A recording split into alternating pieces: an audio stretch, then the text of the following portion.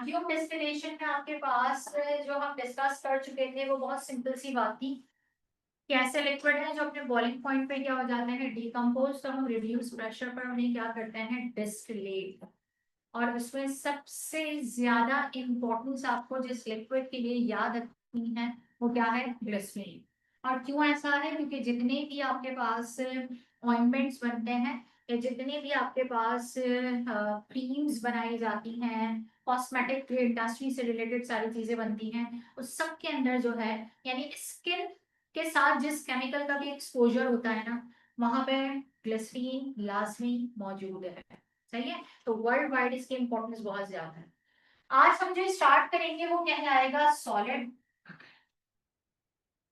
और सॉलिड के लिए अगर मैंने आपसे ये कह दिया कि काइनेटिक मॉलिक्यूलर थ्योरी क्या होती है, तो मेरा ख्याल है कि आप एक एक करके मुझे बात बता सकते हैं। फर्स्ट वन अगर मैं आपसे कहूँ कि सॉलिड क्या है, और सेकेंड वन भी अगर मैं आपसे कहूँ कि सॉलिड क्या है, तो आपने दोनों बातें बड़ी आसानी से मुझे बता देनी है। Definite shape and definite volume. ये दो बातें ऐसी हैं जो हम सॉलिड का नाम सुनते ही फौरी तौर पे बता दें। फिर हम सॉलिड से रिलेटेड ये बात करते हैं कि आपके पास यहाँ सॉलिड में क्या काइनेटिक एनर्जी मौजूद है, तो आप कहेंगे उसके पार्टिकल्स ट्रेवल नहीं कर सकते। सही। तो अगर ट्रेवल नहीं करते हैं तो क्या करते हैं, वाइब्रेट।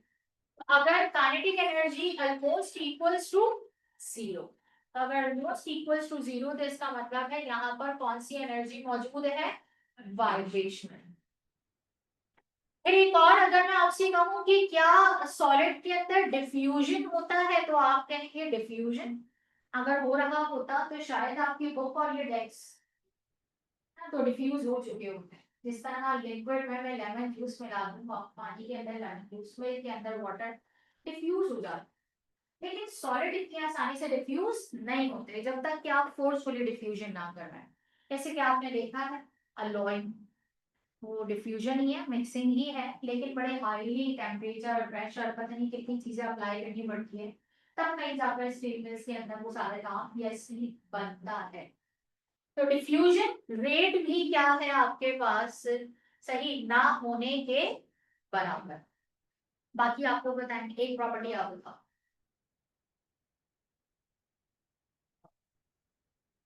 सब अपने दिमाग में एक एक प्रॉपर्टी सोच के रखते हैं, मैं सबसे पूछूंगी जी, जो मैंने बोर्ड पे लिखा है इसके अलावा।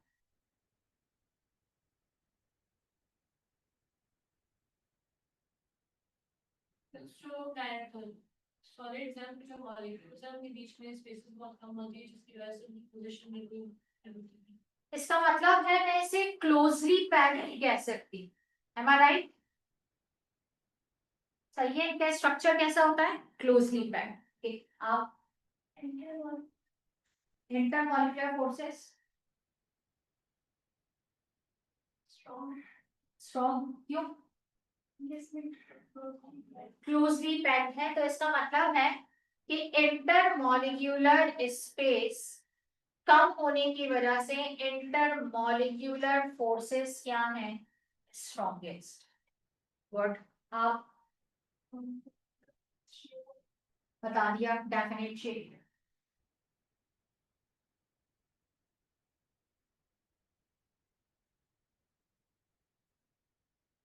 आप ऐसे तीन पार्टिकल्स होते हैं और एक जो टाइटली पैक्ड होते हैं, बता दिया क्लोजली पैक्ड।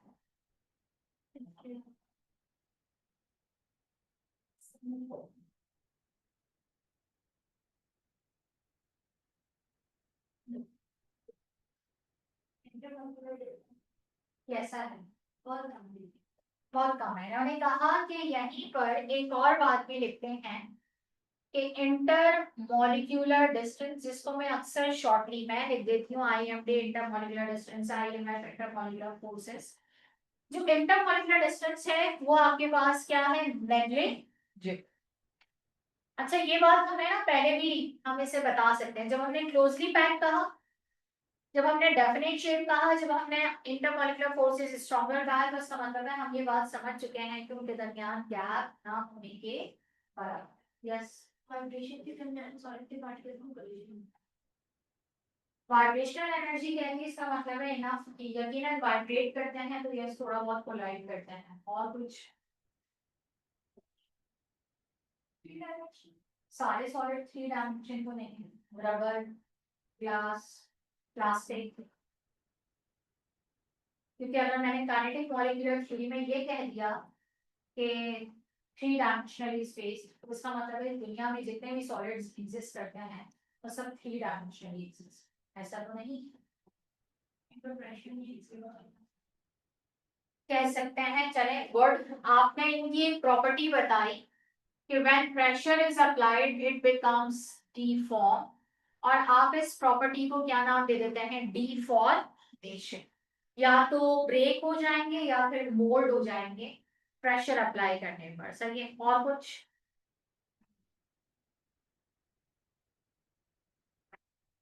नहीं।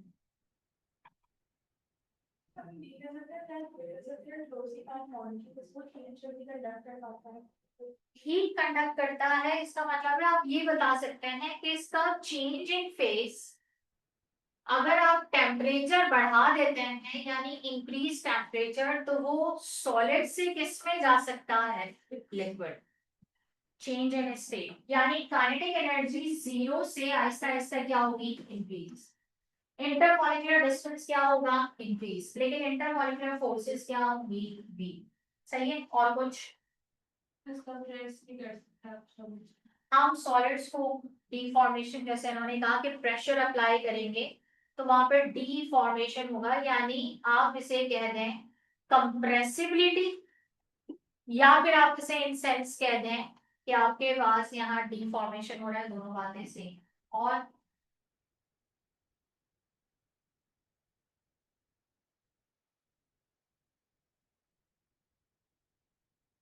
तो 30 सेकेंड है, इसकी एक प्रॉपर्टी और बतानी है जो बड़ी अनयूजुअल है।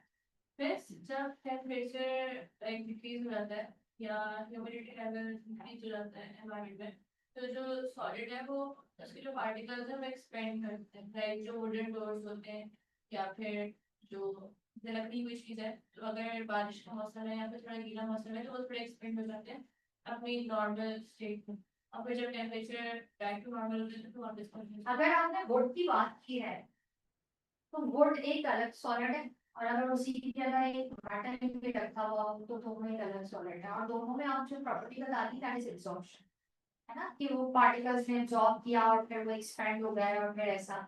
हर सॉलिड में तो नहीं है, सॉलिड की नेचर चेंज हो रही है तब कहीं जाकर, और कुछ सॉलिड तो एब्जॉर्ब कर भी नहीं रहे, प्लास्टिक उसकी एग्जाम्पल है। तो हमें यहाँ पे जो प्रॉपर्टीज लेनी है वो ऐसी होनी चाहिए जो मेजॉरिटी ऑफ बातों को कवर करती हो। मैं यहाँ पे लिखूंगी जरूर, चाहे आप लोग उसे बाद में देखें, लेकिन मैं नाम जरूर बताऊंगी उसका, and that is what, sublimation. हालांकि मैंने यहाँ लिखा था, मुझे लगा शायद इस हिंट से तुम लोगों को याद आ जाएगा। सॉलिड का टेम्परेचर बढ़ा दें तो किसमें कन्वर्ट हो रहा है, लिक्विड, लेकिन आप उसको ना मेल्टिंग भी कह सकते हैं, ऐसा है। सही है, और सब्लिमेशन में क्या सीखा था हमने, सब्लिमेशन में सॉलिड डायरेक्टली किसमें कन्वर्ट हो जाता है, गैस।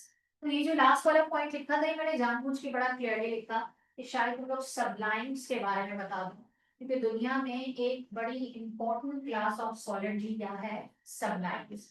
सही है, तो ये था कुछ सॉलिड की मेन प्रॉपर्टीज जिनका हमारे दिमाग में होना बहुत जरूरी है। लेकिन जब हम इसकी टाइप्स की बात करते हैं तो ज्योमेट्री की बेस पर या स्ट्रक्चर की बेस पर हम इसे क्या नाम दे देते हैं, क्रिस्टलाइन सॉलिड, और फिर क्या नाम दे देते हैं, एमॉर्फस। सही है, क्या नाम देते हैं, क्रिस्टलाइन सॉलिड्स, और फिर क्या नाम दे देते हैं, एमॉर्फस। क्रिस्टलाइन सॉलिड्स आप बताएंगे, क्रिस्टल्स मतलब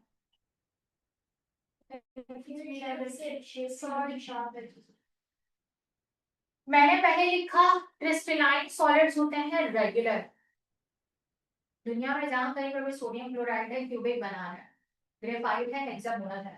चाहे आप उसको दुनिया के किसी भी हिस्से में देखेंगे ना, तो उसका जो इंटरनल स्ट्रक्चर है ना, जो उसकी ज्योमेट्री है, मस्ट रिमेन्स सेम। रेगुलर और इसी बात को हम एक और नाम भी देते हैं, रिपीटेटिव। क्या मतलब इसका? रिपीटेटिव स्ट्रक्चर क्या होता है? रिपीट होता है। They are the repetitive. और हम इसे जो सबसे आसानी से बात कह के अपनी जान चुराते हैं, दैट इज थ्री डायमेंशनल। अच्छा, और ये थ्री डायमेंशनली अरेंज है, इसीलिए हम इसको नाम देते हैं क्रिस्टल। केमिस्ट्री से पहले हम क्रिस्टल शायद ये समझते थे, या अगर हमारी केमिस्ट्री अच्छी नहीं है तो हम क्रिस्टल समझते हैं कोई ऐसा सब्सटेंस जो ट्रांसपेरेंट है, वो क्रिस्टल है। हमें ये बताया गया कि क्रिस्टल वो होगा जो रेगुलर है, रिपीटेटिव है और क्या है? Three dimensional. अच्छा, ये जो क्रिस्टल है उसका पूरा नाम क्या होता है? Crystal lattice. सही है, क्या होता है? Crystal lattice. अच्छा, फिर आगे बढ़ते हैं। ये जो क्रिस्टलाइन सॉलिड्स हैं, इनका मेल्टिंग पॉइंट होगा यकीनन कोई ना कोई, लेकिन अगर ये प्योर है तो इनका मेल्टिंग पॉइंट एग्जैक्ट नहीं कहते हैं, हम उसके लिए एक वर्ड यूज करते हैं, दैट इज शार्प। जितने भी क्रिस्टलाइन सॉलिड्स हैं उनका मेल्टिंग पॉइंट क्या होगा? शार्प।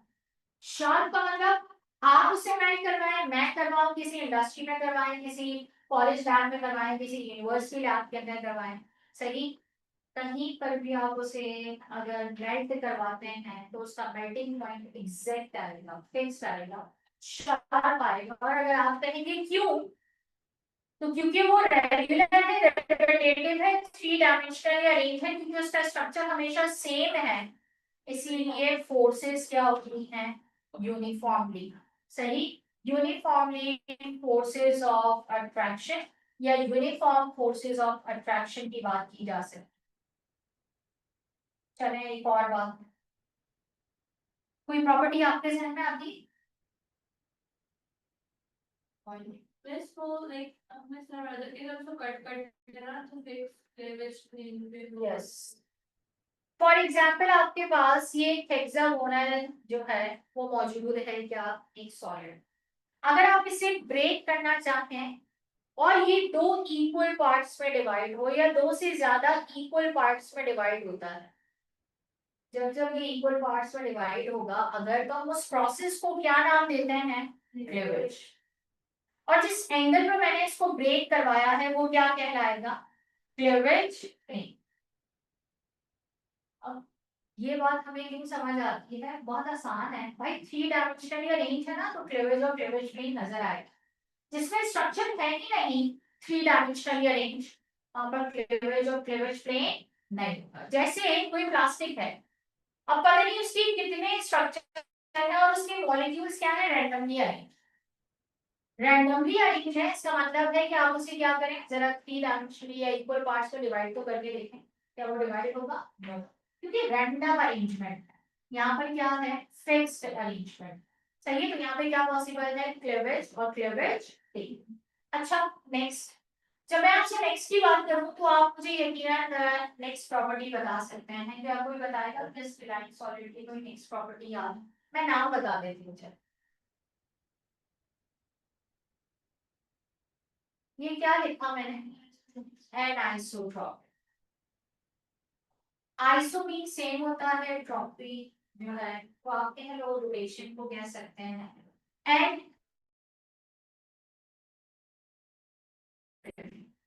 एन आइसोट्रॉपिक का मतलब ऐसे ले सकते हैं कि अगर आपके पास यहाँ पर ग्रेफाइट स्ट्रक्चर की बात करूं जो हेक्सागोनल रिंग के अंदर अरेंज है, और मैं उसे यहाँ पर उसकी लेयर्स ड्रॉ कर रही हूँ, और वो लेयर्स मैंने जिस तरह यहाँ पर ड्रॉ करना शुरू की वो है वर्टिकली अरेंज। सही है, अब मैं इन लेयर्स या फिर इस ग्रेफाइट में से जो इसका स्ट्रक्चर था, मैं इसमें से अगर इलेक्ट्रिसिटी पास करवाना चाहूँ तो हो क्या रहा है कि स्ट्रक्चर में और इलेक्ट्रिसिटी में पैरेलल कंडीशन नहीं है, they are perpendicular to each other. तो इसका मतलब आपने क्या किया, आपने जो ग्रेफाइट की लेयर थी उसे पैरेलल की बजाय कैसे अरेंज कर दिया? परपेंडिकुलर। आप कहें ना कि इस वक्त ग्रेफाइट कंडक्टर है, जी नहीं, इस वक्त ग्रेफाइट क्या बन जाए? इंसुलेटेड।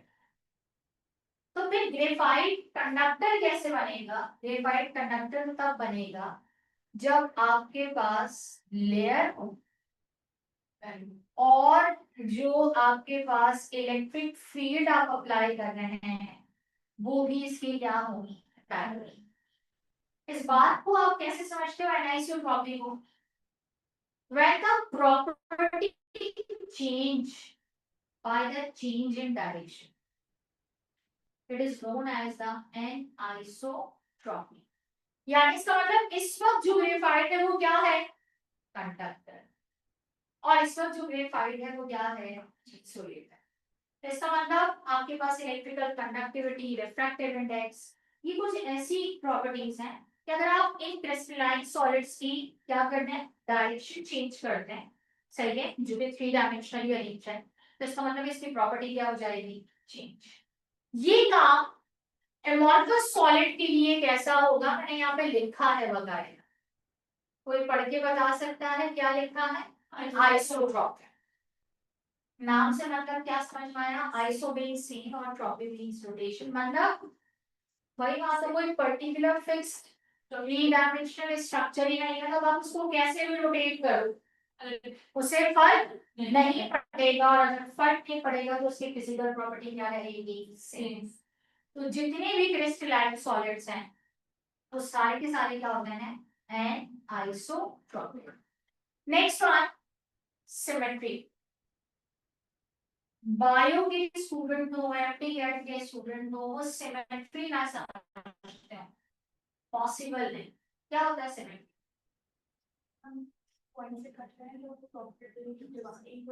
यानी अपेयर सेम, है ना, सेम अपेयरेंस जिसे आप कह सकते हैं।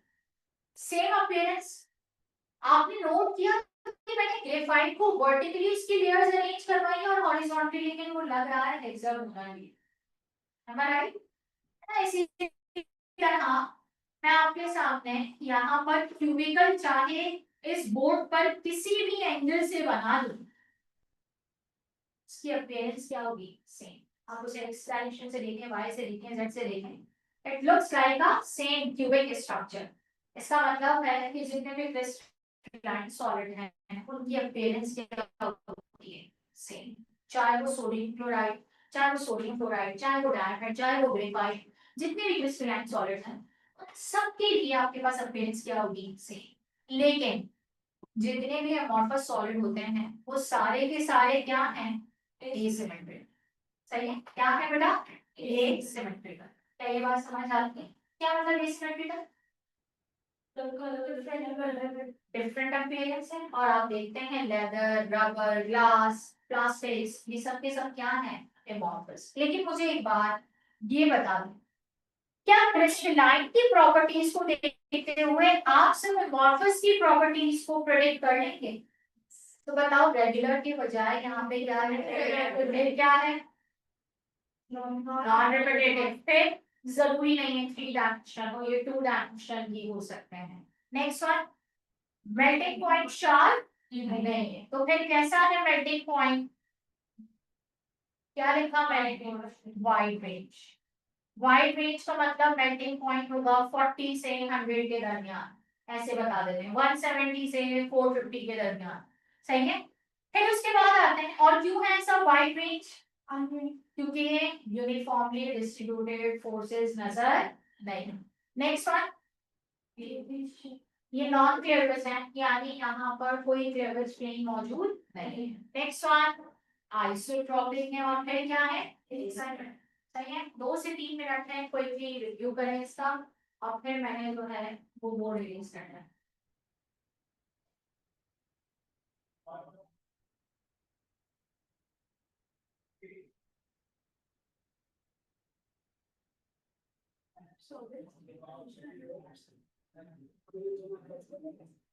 ज्यादा हो सकता है कि वो बेचारा खुद को नहीं आता, पार्टिकल्स ने तो चेंज कर दी।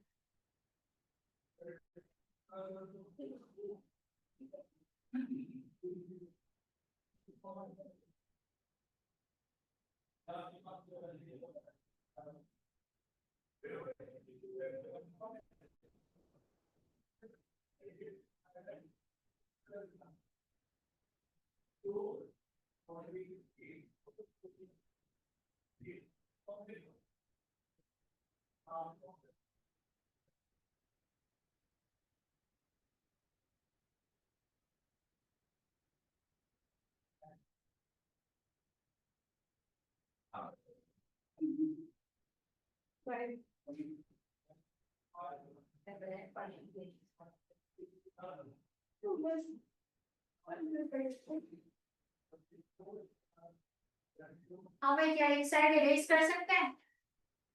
चले नेक्स्ट।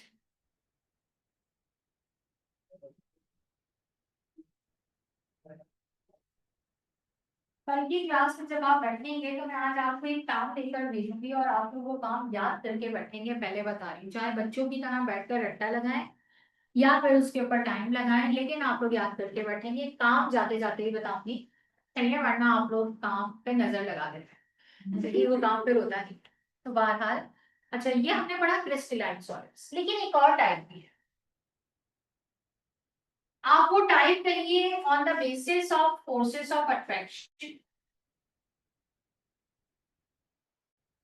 किसकी बेसिस पर? On the basis of forces of attraction, या फिर बॉन्ड्स भी कह सकते।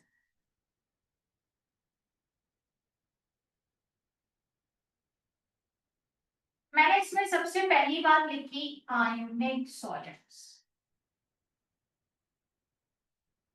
सही है, कौन से सॉलिड्स? आयोनिक। तीन बातें लिखते हैं आयोनिक सॉलिड्स की कैरेक्टरिस्टिक्स, जल्दी। You have to write three properties for the ionic solids.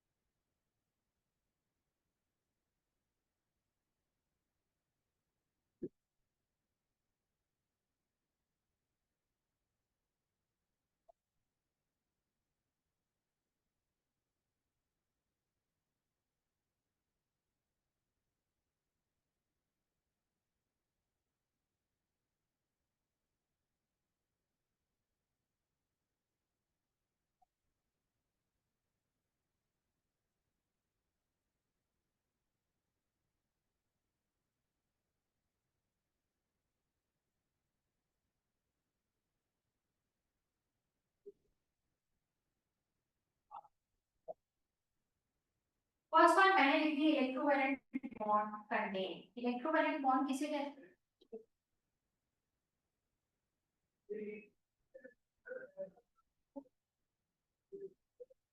Electrovalent bond किसे कहते हैं? आयोनिक बॉन्ड को। आयोनिक सॉलिड्स है तो कौन सा बॉन्ड होगा? आयोनिक।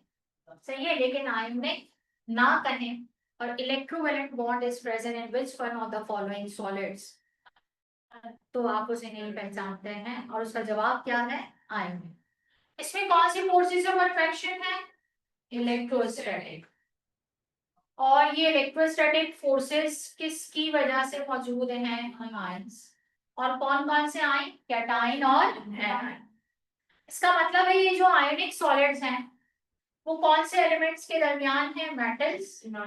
और किसके दरमियान? Non metals. अच्छा, जब मैंने आपसे कहा मेटल्स तो इसका मतलब है सारी की सारी है इलेक्ट्रो पॉजिटिव, और जब मैंने आपसे कहा नॉन मेटल्स तो सारी की सारी क्या है? Electro negative. यानी इलेक्ट्रो पॉजिटिव और इलेक्ट्रो नेगेटिव का डिफरेंस क्या है? जितने भी आयोनिक सॉलिड्स हैं, अगर मैं इसकी कैरेक्टरिस्टिक आपको याद दिलाऊं तो फर्स्ट वन आपके पास जो कैरेक्टरिस्टिक है मैंने लिख दिया हार्ड सॉलिड्स। कोई दूसरी बताओ? हाई मेल्टिंग है, बॉइलिंग पॉइंट। क्यों? क्योंकि अगर मैं आपसे यहाँ पे कहूँ तो आप कहेंगे मैं स्ट्रॉन्ग फोर्सेस ऑफ अट्रैक्शन की, तो आप कहेंगे यहाँ पे क्या मौजूद है? हाई मेल्टिंग है, बॉइलिंग पॉइंट। थ्री, सॉलिबिलिटी बताओ।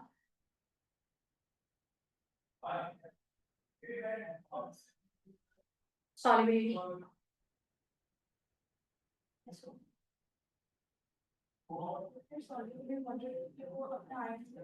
सिंपल, सॉल्युबल इन वाटर, और वाटर का मतलब है इन पोलर सॉल्वेंट, यानी ये नॉन पोलर सॉल्वेंट के अंदर डिसॉल्व नहीं।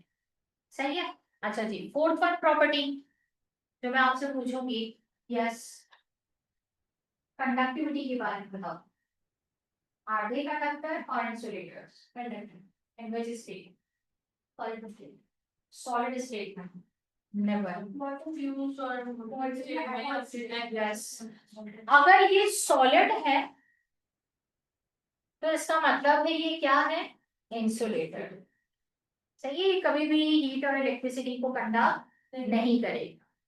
लेकिन अगर ये किस फॉर्म में है, फ्यूज्ड, या फिर किस फॉर्म में है, सॉल्यूशन, तो फिर ये क्या करेगा, अगर मैं आपसे कहूँ तो आप कहेंगे यस दे बिकम कंडक्टर। अब इन प्रॉपर्टीज को सोचो और मुझे बताओ कि क्या कोई आयनिक सॉलिड की कोई और प्रॉपर्टी बाकी? crystallized structure. क्या होता है? Crystallized structure. चले, आपकी बात पे लिख दिया मैंने, ये कौन से स्ट्रक्चर होते हैं, क्रिस्टलाइन। और अगर आपको और याद दिला दूं तो they always form the giant complex structure, यानी ये ग्रोथ इनकी, जैसे आपने सॉल्ट माइंस का नाम सुना है, सोडियम क्लोराइड की एग्जांपल है पाकिस्तान में, अगर जहां कहीं पर भी है वो माइंस की फॉर्म में, रॉक्स की फॉर्म में है, इसलिए तो उसको रॉक सॉल्ट कहते हैं।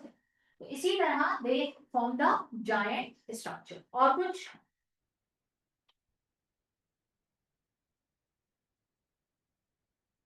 जल्दी जल्दी जल्दी जल्दी।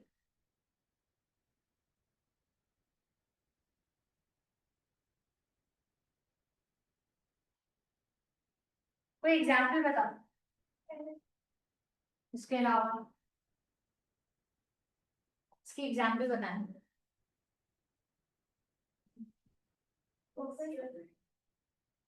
कॉपर सल्फेट और मैग्नीशियम क्लोराइड और जिंक ब्रोमाइड लिख दिया, चले मैंने, क्लोराइड दोबारा आ रहा है। इसका मतलब है हमारे ध्यान में कहीं ना कहीं ये बात मौजूद है कि कोई भी मेटल किसके साथ, नॉन मेटल के साथ हो। लेकिन आप ये भी जानते हैं सबसे स्ट्रॉन्गर जो आयोनिक कॉम्प्लेक्स या आयोनिक जाइंट स्ट्रक्चर बनता है वो ग्रुप 1 और ग्रुप 7। सही है, इसीलिए हम उसको कहते हैं हेलोजेंस। कहते ही क्यों है उसे, क्योंकि हेलो मीन्स आपके पास सॉल्ट और जिंक से क्या था, फॉर्मर, तो इसका मतलब सॉल्ट फॉर्मर। सही है, ये तो हो गया आयोनिक सॉल्ट। जरा मुझे इसके बारे में बता दो कि यहाँ पर बॉन्ड कौन सा मौजूद है।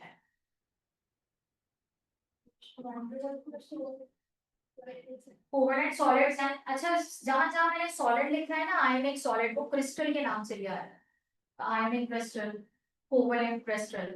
सही है। तो अब अगर मैं आपसे कहूँ कोवलेंट सॉलिड में कौन सा बॉन्ड मौजूद है, तो मेरा नहीं ख्याल कि आप लोग प्रेडिक्ट ना करें कौन सा बॉन्ड है, कोवलेंट बॉन्ड।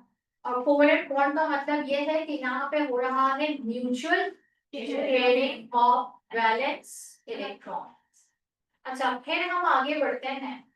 जब मैंने आपसे कहा कि कोवलेंट बॉन्ड, तो इसका मतलब है यहाँ पर जो एलिमेंट इन्वॉल्व होंगे they are majority non metal to non metal, यानी नॉन मेटल्स के दरमियान ही ये बॉन्ड बनता है। अच्छा, ये जो आयोनिक सॉलिड होते हैं ना, they can be represented by a single line in between these.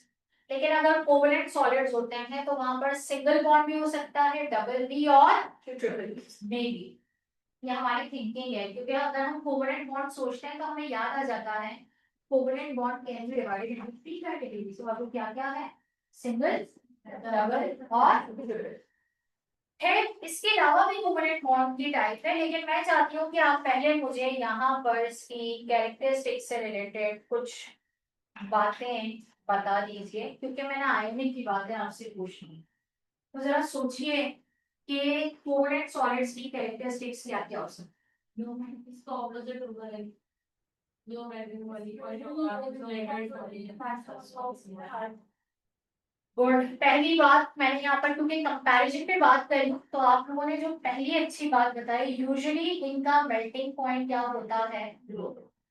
सही है, क्योंकि जितने भी कोवलेंट बॉन्ड कंटेनिंग है वो ज्यादातर या तो लिक्विड है या फिर क्या है, गैसेस, सॉलिड बहुत कम। लेकिन अगर आप यहाँ पर मैक्रो मॉलिक्यूल की बात करते हैं, और जिसे आपने मैक्रो मॉलिक्यूल या जायंट कॉम्प्लेक्स स्ट्रक्चर कह दिया, उसमें आप लेकर आते हैं किसे, फर्स्ट वन ग्रेफाइट, फिर किसे लेकर आते हैं डायमंड, और फिर किसे लेकर आते हैं सिलिकॉन। सही है, यानी इसका मतलब है कि आपके पास यहाँ पर ये तीनों कॉम्प्लेक्स स्ट्रक्चर बनाते हैं। कोई आपसे पूछेगा ग्रेफाइट का फॉर्मूला क्या है, पहले कार्बन, फिर आपसे पूछिए डायमंड का फॉर्मूला क्या है, आप कहेंगे कार्बन। लेकिन कोई आपसे ये पूछ रहा है ना कि अच्छा बताओ बकी बॉल का फॉर्मूला क्या है, तो आप लोग बता सकते हैं कार्बन अप्रोक्सीमेटली कितने होंगे 6।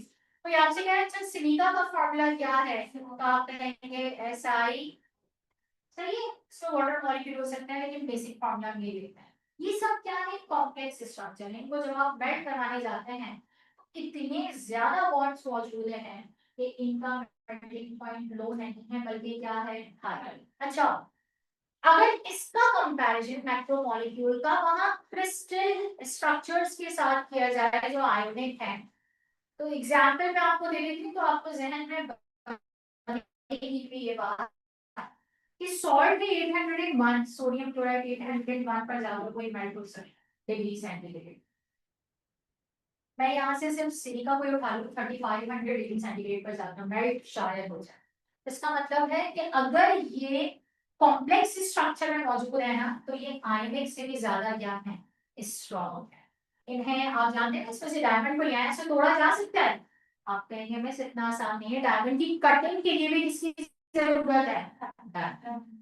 सही है, तो यही सारी बातें हैं। आपके पास जो ग्लास इंडस्ट्री पूरी चल रही है उसमें आप सिलिका यूज करते हैं, फर्नेस में उसे मेल्ट करके लेकर आना है, तब कहीं जाकर आपके पास ये काम होगा। इसका मतलब उसका टेम्परेचर कितना हमें हाई रखना पड़ेगा।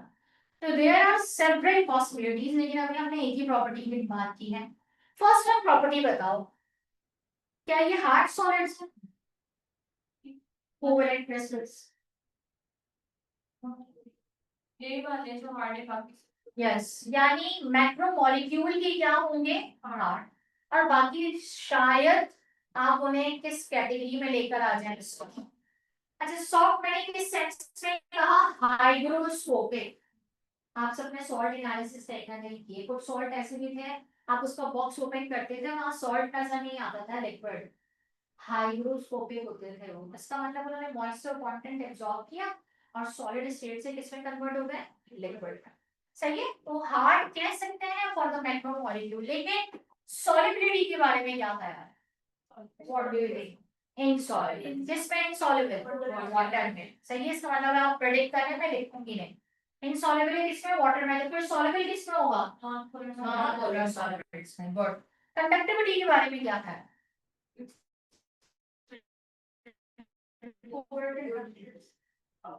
डिपेंड करेगा, है ना, क्या डिपेंड करेगा, बहुत अच्छे से ये डिपेंड करेगा कि ये डायमंड है, सिलिका है, कौन है।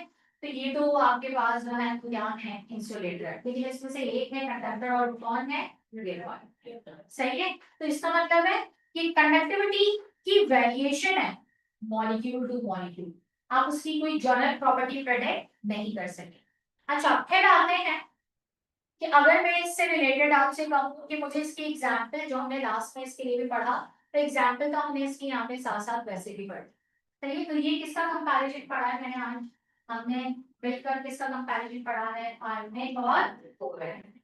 किसी को याद है या कोई बता सकता है कि इन आयोनिक क्रिस्टल और कोवैलेंट क्रिस्टल के अलावा अब मेरे नेक्स्ट टू कौन से टारगेट होंगे इन सॉलिड्स की टाइप को पढ़ाने के लिए, बता रहे और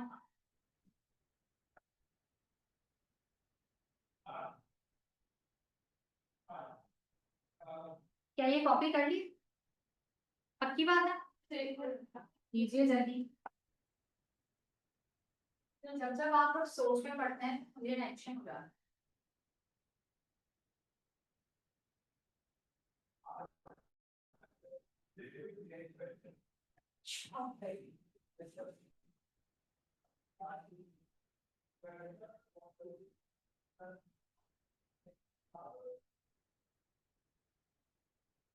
ये क्या लिखा है मैंने नेक्स्ट, एटॉमिक सॉलिड्स, और नेक्स्ट वन नहीं लिखा मैंने, क्या लिखा, मॉलिक्यूलर सॉलिड्स। चलिए, जैसे आपने कहा एटॉमिक सॉलिड्स में आपको याद है, उसको आप एग्जाम्पल के तौर पर अगर देखना चाहें या इसका कोई और नाम देखना चाहें तो ये सब के सब क्या कहलाते हैं? Metallic solids. Metallic solids copper, gold, platinum, सही। ये सब अगर प्योर मेटालिक फॉर्म के अंदर मौजूद हैं तो ये कौन से सॉलिड कहलाएंगे? मेटालिक। इसका मतलब मेटालिक सॉलिड में सारी प्रॉपर्टीज या सारी कैरेक्टरिस्टिक वही होंगी जो किसी मेटल की होती। क्या क्या? शाइनिंग यानी लस्ट्रस, फिर क्या है? हार्ड, चलिए फिर क्या है? फ्री इलेक्ट्रॉन्स आर अवेलेबल, फिर क्या है? High melting and boiling point, फिर क्या है? Good conductor in solid state, सही। ये सारी प्रॉपर्टीज किसमें है आपके पास? मेटालिक। लेकिन मेटालिक सॉलिड की दो प्रॉपर्टीज बड़ी यूनिक होती है, मैलिएबल एंड डक्टाइल। ये मैलिएबल और डक्टाइल क्या होता है? A metal can be drawn into sheets and into wires. आप मेटल को कट कर सकते हैं किसमें? या तो शीट्स बना सकते हैं या फिर क्या बना सकते हैं? वायर। आपने तो उसे फॉइल पेपर में भी देखा है। ये तो ये उसकी खास बात है, यानी जो जो मेटल की प्रॉपर्टीज हैं वो सारी किसकी प्रॉपर्टीज हैं? एटॉमिक सॉलिड्स की। मिलके लिखते हैं, मैं दो तीन प्रॉपर्टीज लिखूंगी, बाकी प्रॉपर्टीज आपको खुद कंप्लीट करें।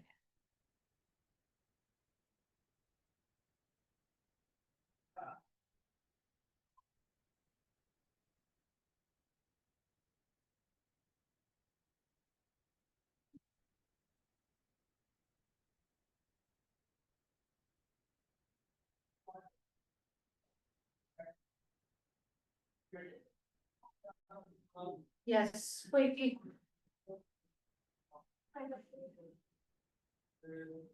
High melting and boiling point, okay.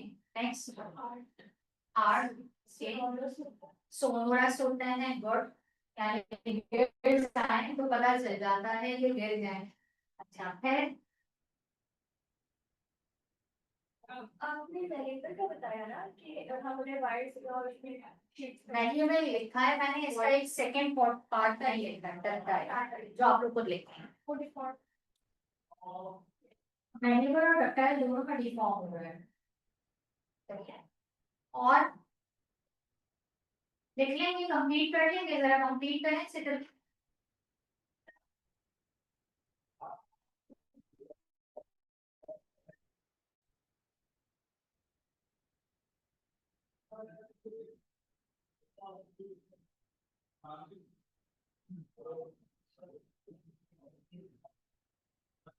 We have the free electrons. Free electrons ये कंडक्टर और फ्री इलेक्ट्रॉन है, इसीलिए क्योंकि यहाँ पे कौन सा बॉन्ड मौजूद होगा? मेटालिक, सही है। याद रखते हैं आज की क्लास मैंने कौन से सॉलिड के बारे में आपसे बात नहीं की? सही है, इसके तीन कैरेक्टरिस्टिक आप लोग ढूंढ के आइएगा ताकि कल फिर आप लोग मुझे ना देखें इतने प्यार से। आप लोग लिखते हैं कि हाँ भाई मॉलिक्यूलर सॉलिड्स हमें आते हैं, ठीक है। कोई बात ऐसी तो मतलब में कुछ? Thank you. इसको कहते हैं honesty is the best policy. यकीन करें, अगर आप लोग मुझे नहीं कहते मैं नहीं देती। सिर्फ ये आज के लिए था, कल आके मैं आपको फिर ठीक ठाक वाली जो है वो बातें करती तो मतलब कैसे डॉक्टर बनेंगे भाई। होमवर्क क्या है? 7 क्रिस्टल सिस्टम, सही है। क्या कहा मैंने? 7 क्रिस्टल सिस्टम। क्या क्या? Cubic, tetragonal, orthorhombic, rhombohedral, hexagonal, monoclinic, triclinic, सही है। ये सारे आपको याद हो, कहाँ पर साइड्स इक्वल है, कहाँ पर एंगल्स इक्वल हैं, कहाँ हाइट इक्वल है, और हाइट की एक एक एग्जाम्पल एक एक एग्जाम्पल, सही है।